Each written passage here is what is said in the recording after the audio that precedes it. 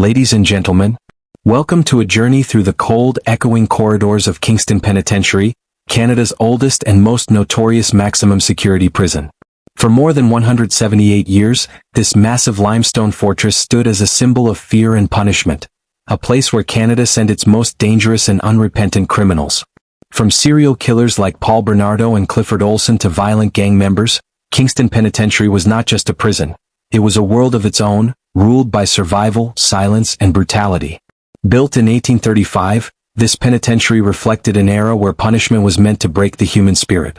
Inmates faced overcrowded cells, freezing winters, and punishments so severe they could destroy even the strongest will. It wasn't just the walls that kept prisoners inside, it was the despair.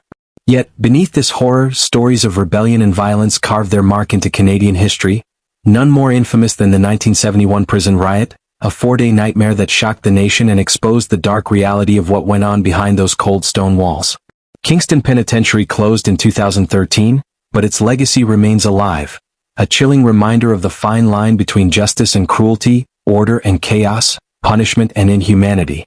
So today we open that iron gate once more, not to judge but to understand what made Kingston Penitentiary one of the most feared prisons in Canadian history. Kingston Penitentiary's story begins in 1835, at a time when Canada's justice system was still taking shape, and society believed that punishment could reform the human soul. Built on the shores of Lake Ontario, its massive limestone walls rose like a fortress, a symbol of both order and fear. From the outside it looked majestic and disciplined, but on the inside, it was a world of silence, pain, and control. The philosophy that guided Kingston's creation was deeply rooted in the Auburn system, imported from the United States. This system promoted isolation, silence, and hard labor as tools for moral correction. Prisoners were forbidden to speak to one another. They worked, ate, and even prayed in complete silence. Every sound, every movement was tightly controlled. The belief was that through suffering and solitude, criminals could find redemption. But what this system truly did was break men down. Each cell in Kingston was tiny, barely enough space to lie down. Prisoners were confined for long hours, often in darkness, with minimal contact from the outside world. Their daily routine revolved around punishment and obedience. The guards enforced silence with iron discipline, using whips, shackles, and solitary confinement as tools of fear. The punishments were so severe that even the strongest minds began to collapse under the weight of isolation. In those early decades, Kingston was not just a prison, it was an experiment in social control. The government wanted to prove that criminals could be reshaped through submission and suffering. But in reality, the system failed to reform anyone. Instead, it created an atmosphere of psychological torture. Prisoners began to lose their sense of self, stripped of their humanity and treated as numbers rather than people. By the late 1800s, reports of abuse, hunger, and mistreatment began to surface. Whistleblowers and journalists described a world where men were driven to madness, where silence was more painful than any scream. The penitentiary had become a place of fear, not just for inmates, but even for the guards who worked within its shadowy corridors. The walls of Kingston held the echoes of countless stories, of men who entered as criminals but left as ghosts. Its creation marked the beginning of a dark chapter in Canadian history, a chapter where justice was measured not by fairness or mercy, but by how much pain a man could endure in the name of reform. As the decades passed, Kingston Penitentiary became more than just a prison. It became the final destination for Canada's most dangerous and feared criminals. It was a place where society sent the men it could not control, the ones whose crimes had shocked an entire nation. Over time, the name Kingston Pen grew synonymous with terror, a symbol of ultimate punishment and hopelessness. Within its thick limestone walls, some of the most notorious inmates in Canadian history served their time. Among them were Paul Bernardo, the sadistic schoolgirl killer, whose crimes in the 1990s left the country horrified, and Clifford Olson, a serial murderer responsible for the deaths of multiple children in British Columbia. These were not just criminals, they were the embodiment of evil in the eyes of the public, and Kingston was the only place considered capable of containing them. The presence of such inmates created a tense and dangerous environment. Every corner of the prison held stories of rage, fear, and survival. The corridors were lined with men who had nothing left to lose, killers, gang leaders, and violent offenders who tested the limits of human cruelty. Guards walked with caution, fully aware that a single mistake could mean their death. Inside Kingston, respect was earned through fear, and authority was constantly challenged. But it wasn't only the infamous criminals that made Kingston so dangerous, it was the psychological atmosphere that hung in the air. The prison was designed to strip men of freedom, but it also stripped them of sanity. Long years of isolation, deprivation, and confinement built up uncontrollable anger. Violence was always one heartbeat away. Inmates would fashion weapons from scrap metal, attack guards without warning, or turn on each other in desperate outbursts. Every day inside Kingston was a battle for survival. The strong preyed on the weak. Gangs formed alliances within the walls, and revenge became the only justice prisoners could understand. Even the guards, hardened by years of exposure to brutality, lived in constant fear. Many described the feeling as being trapped alongside the inmates, a prison within a prison. Over the years, Kingston's reputation spread far beyond Ontario. To the public, it was a fortress of punishment. To inmates, it was a nightmare. And to the guards who worked there, it was a test of courage and endurance. The penitentiary stood as a grim reminder that once you crossed its threshold, there was no escape, not from the walls and not from what those walls did to a man's soul. Life inside Kingston Penitentiary was a slow descent into darkness, a world completely cut off from the rhythm of normal life. Once the iron gates closed behind you, the outside world ceased to exist. Days blurred into weeks, weeks into years, until time itself became meaningless.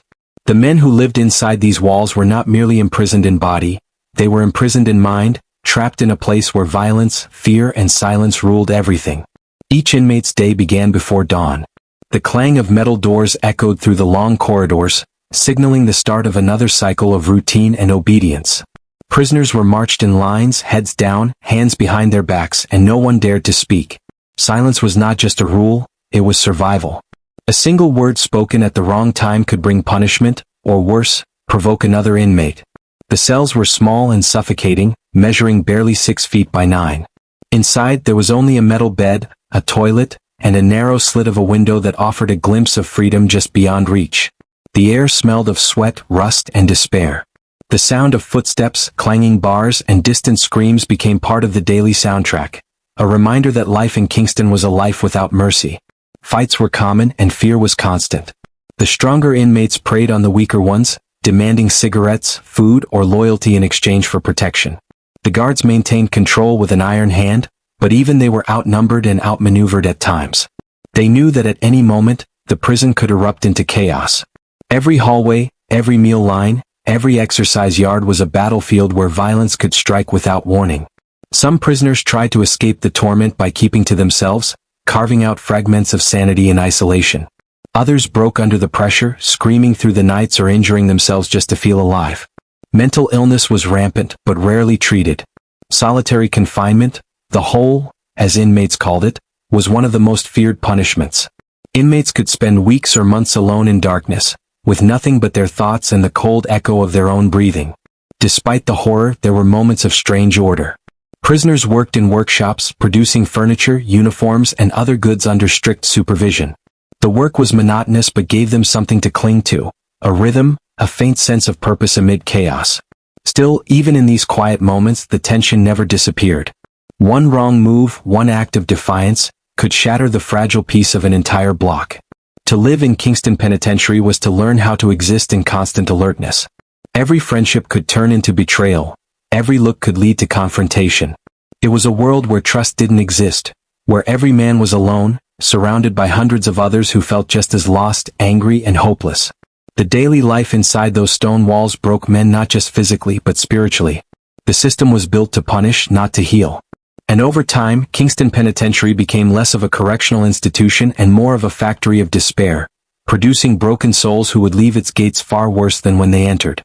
April 1971, a date forever burned into the memory of Kingston Penitentiary and the history of Canadian corrections.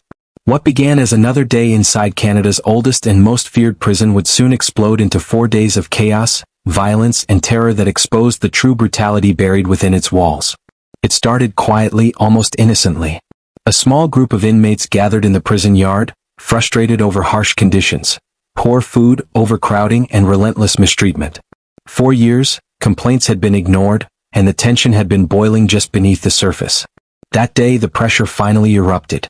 Guards were overpowered, keys were stolen, and before long hundreds of prisoners took control of Kingston Penitentiary. The air filled with the sound of breaking glass, alarms, and the echo of running feet. Inmates stormed the corridors, setting fires and smashing through barriers that had confined them for years. Flames licked the walls, thick black smoke filled the air, and the once orderly institution descended into anarchy. The guards fled for their lives, leaving behind a fortress now ruled by the very men it was built to contain. For 4 long days, Kingston Penitentiary became a battlefield.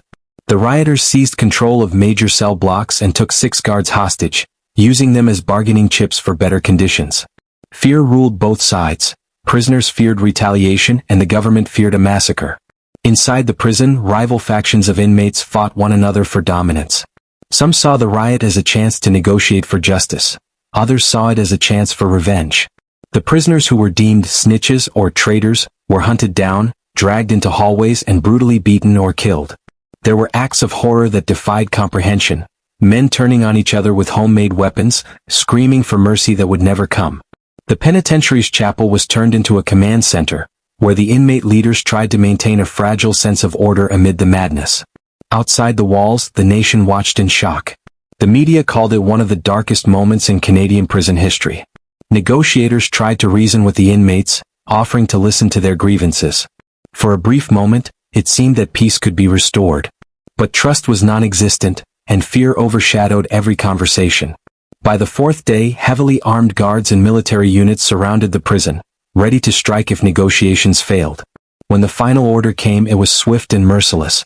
The authorities stormed the penitentiary, reclaiming control through sheer force. Tear gas filled the air, gunfire echoed, and the rebellion that had begun as a cry for justice ended in blood and despair. When the smoke cleared, the true horror was revealed. The prison lay in ruins, walls charred black, cells destroyed, bodies battered and broken. 2 inmates were dead, dozens were injured, and the scars, both physical and psychological, would last for decades. The 1971 Kingston Penitentiary riot became a turning point. It forced the Canadian government to confront the brutal realities of its prison system. For the first time, the nation saw what life behind those walls truly looked like, not rehabilitation but torment. It was a haunting revelation that punishment without humanity breeds only more violence. Those 4 days of terror forever changed the legacy of Kingston Penitentiary. They revealed a truth the world could no longer ignore, that even behind bars, desperation will always find a voice, and when it does, it will echo louder than iron and stone.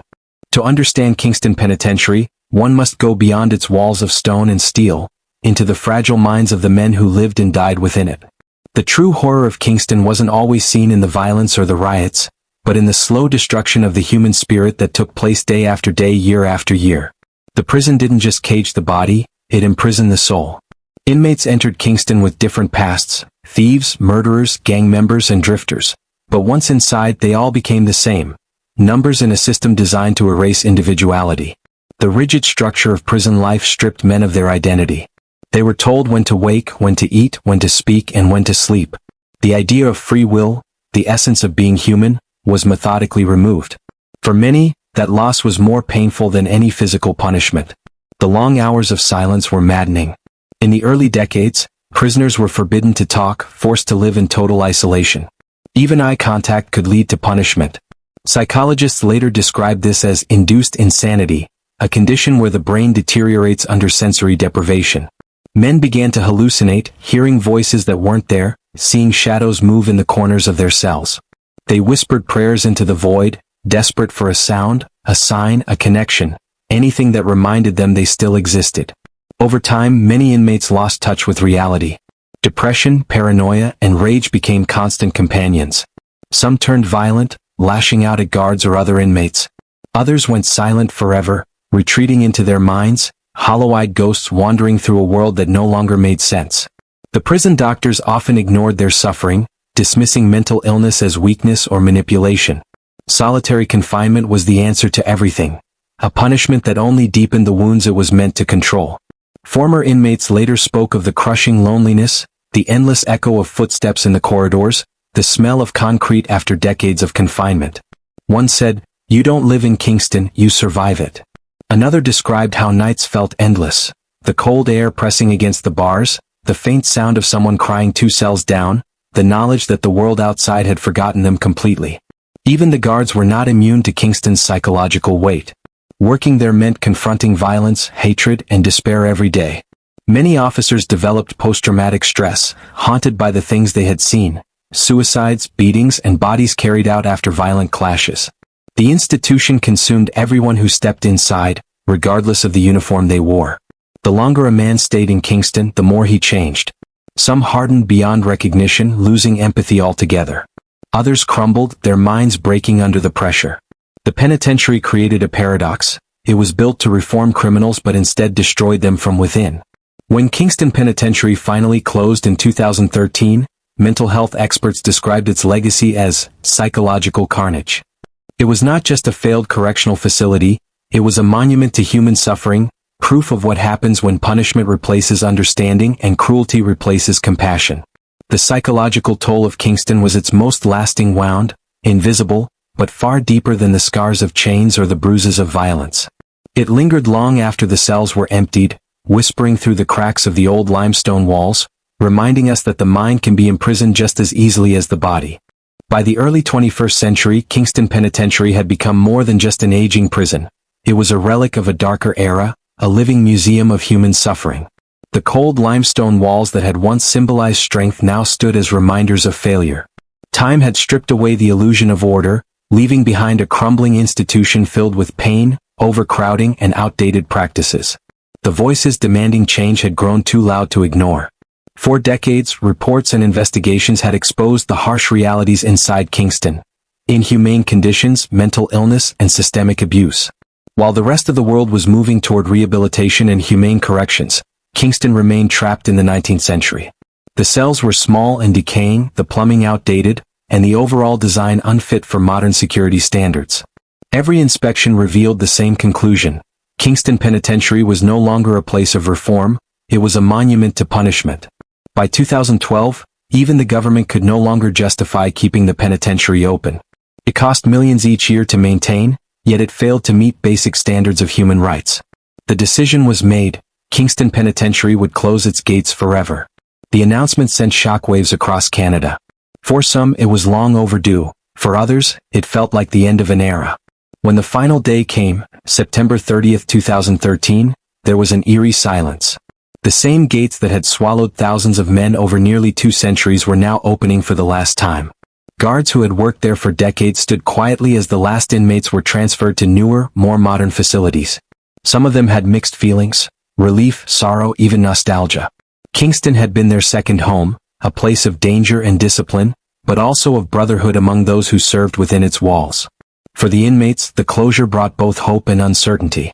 Some saw it as a chance to start over in better conditions. Others feared leaving behind the only world they had known for years. One former inmate said, "The day they closed Kingston, it felt like the walls themselves exhaled, as if the building was tired of holding so much pain." When the last door clanged shut and the guards walked out, Kingston Penitentiary ceased to exist as a functioning prison. But its ghost remained. The walls that had witnessed generations of human misery still stood, towering over the shores of Lake Ontario, silent, yet heavy with memory. Shortly after its closure, Kingston was open to the public for tours. Visitors now walked through the same corridors that once echoed with screams, seeing the tiny cells, the solitary blocks, the old metal doors scarred by decades of use. For many, it's a haunting experience, standing inside a place where thousands lost their freedom, their sanity, and sometimes their lives. The closure in 2013 was meant to mark progress, a step toward a more humane correctional system. But for Canada, it was also a moment of reflection. Kingston Penitentiary had been a part of the nation's story for 178 years, shaping its ideas about justice, punishment, and morality. Its closure didn't erase that past, it simply froze it in time. Even today, the old prison stands under the Canadian sun, its walls weathered but unbroken, whispering the stories of those who lived and died within. Though the bars no longer hold men captive, the memory of Kingston's darkness remains forever locked inside. Though the gates of Kingston Penitentiary closed forever in 2013, the echoes of its past still linger in the cold limestone walls and the hearts of those who once walked its corridors. Today, Kingston is no longer a place of confinement, it is a monument to memory, a grim reminder of the thin line between justice and cruelty. Its story did not end with its closure. In many ways, that's when it truly began to speak. After nearly 2 centuries of silence and secrecy, the penitentiary opened its doors, not to inmates but to the public. Tourists now wander through its narrow cell blocks, guided by the very officers who once guarded the men inside. They see the tiny isolation cells, the barred windows, and the worn wooden benches of the chapel where prisoners once prayed for mercy. Every corner tells a story, stories of suffering, of survival, and of the human cost of punishment. Visitors often describe a strange feeling that settles over them as they walk through Kingston. It's not just fear, it's the weight of history, the awareness that thousands of broken lives once passed through these halls. You can almost hear the faint echo of boots on the floor, the clang of iron doors, and the whispers of men who spent their final years staring at stone walls.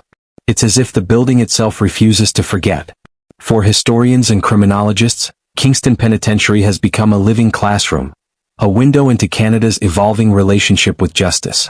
It forces difficult questions. What does it mean to punish? What does it mean to rehabilitate? And at what point does punishment become inhumanity? The prison's existence challenges the nation to confront its own moral history, to recognize that even in a civilized society, darkness can thrive behind closed doors. But Kingston's legacy isn't only one of pain. It's also a testament to change. The exposure of its brutal conditions, the 1971 riot, and decades of public scrutiny eventually led to major reforms in Canada's correctional system. The government began investing in rehabilitation, education, and mental health programs, slowly moving away from the philosophy of breaking prisoners toward helping them rebuild their lives. In this way, Kingston's suffering became the catalyst for something greater, a more humane approach to justice. Still, the penitentiary remains a symbol that divides opinion. To some, it's a reminder of justice served, a fortress that kept Canada's most violent criminals locked away. To others, it's a scar on the nation's conscience, proof of how easily power can turn into cruelty when humanity is forgotten. The truth lies somewhere in between, suspended in the dust of its corridors and the memories of those who knew it best. In documentaries, photographs, and personal accounts, Kingston Penitentiary continues to live on. The stories of men like Paul Bernardo and Clifford Olson serve as chilling footnotes in its legacy, but the greater story, the one that matters most, is the story of human endurance. Despite the isolation, despite the violence, some prisoners found ways to hold on to fragments of dignity, faith, and hope. Today, as the sun sets over Lake Ontario and its golden light washes over the old stone walls, Kingston stands silent, not as a place of punishment, but as a witness to the past.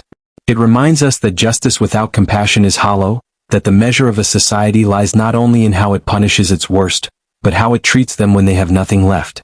Kingston Penitentiary's legacy is not about bars or riots, it's about the human cost of forgetting mercy.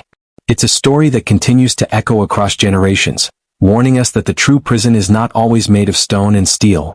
Sometimes, it's made of the darkness we choose not to see.